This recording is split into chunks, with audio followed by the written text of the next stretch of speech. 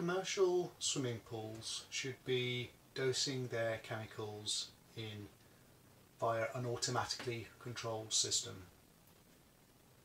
Hand dosing is not recommended on a day-to-day level, but it might be useful to know how to do it in case of, for example, a breakdown or a fault developing with the automatic dosing system.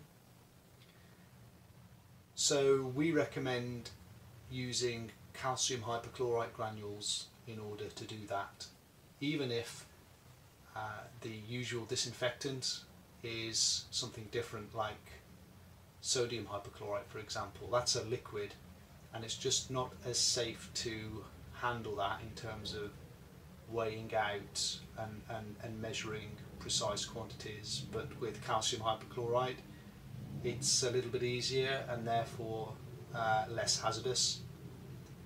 So if you're moving on to a manual dosing system, say for example you've your automatic dosing system has developed a fault, you've reported it to your engineers and they're going to be out to fix it, but it's not going to be for a couple of days.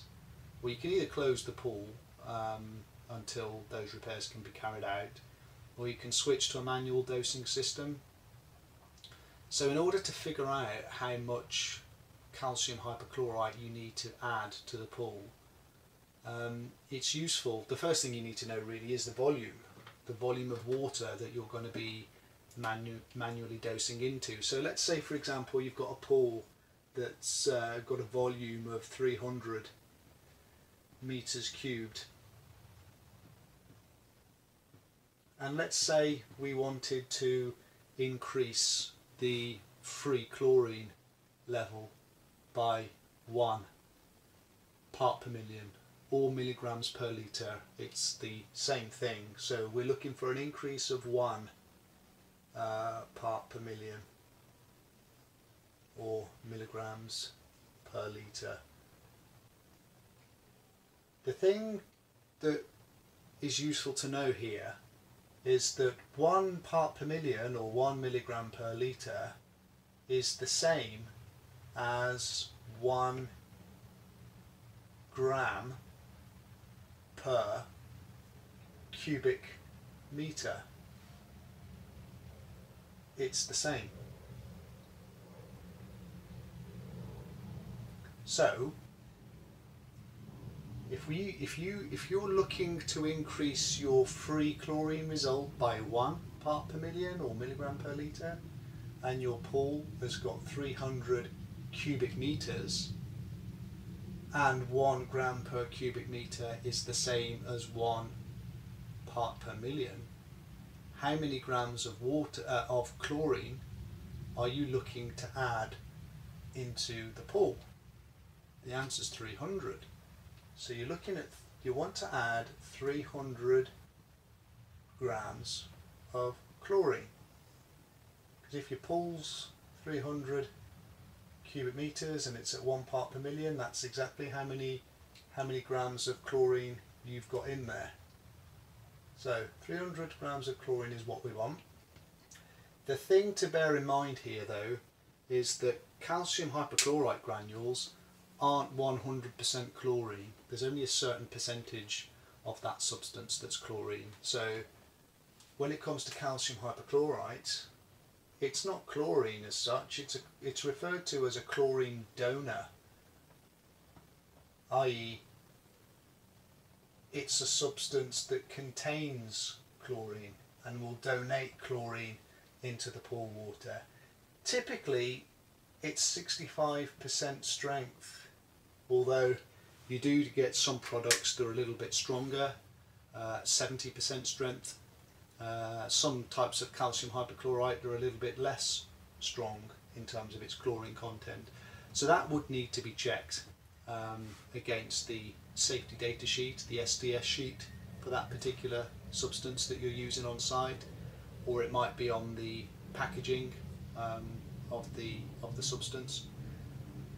But let's imagine that we've checked and we've found out that our calcium hypochlorite granules contain 65% chlorine. So if we only added 300 grams of calcium hypochlorite, we'd only be adding 65% of that in terms of chlorine, but we want 300 grams of chlorine. So we're going to have to add a little bit more calcium hypochlorite than 300 grams. The way to work this out is to take how much chlorine you want, in this case 300, and basically you divide it by 0. In this case 65. If your calcium hypochlorite was 70% strength, you'd be dividing 300 by 0.70. If it was 60% strength, it would be 300 divided by 0.60. So the result of this is 461 grams. So that's how much calcium hypochlorite you would need to add to a pool that's got 300 cubic meters of water. Adding that quantity would increase the free chlorine result by 1 part per million. And what's recommended is getting some digital kitchen scales and a plastic jug and carefully weighing out 461 grams of calcium hypochlorite granules. And then what you can do, depending on the design of the jug, you could either demarcate with a marker pen how full the jug needs to be for it to be equivalent to around about 461 grams, or you could maybe even cut the jug down to size so that a level jug full only contains 461 grams of calcium hypochlorite. Then what you've basically got is a calibrated hand dosing jug that you know that one jug will increase your free chlorine parts per million by 1. So if you have a situation where you've got 0 chlorine in and you want to quickly get it up to 4 parts per million, it's 4 jugfuls of the calcium hypochlorite. In terms of where to add it in the pool, there's a few options. You could add it to the if you've got a deck level pool, it could go into the overflow channel that then drains into the balance tank and then goes through into the rest of the pool plant system through the pumps and through the filters. Or what you could do is actually add it into the pre-pump strainer baskets in the plant room, and that way there will be a concentrated level of chlorine hitting those filters. What you'd need to make sure though is that you're able to control the pH to between 7.2 and 7.6. Such a concentrated level of chlorine might actually cause the pH to rise though outside of that range. So if you think that's going to be a factor, you probably wouldn't want to add it into the pre-pump strainer basket. You might be better off adding it to the either the overflow channel, or if you've got a skimmer basket pool, you could potentially add it into the skimmer baskets.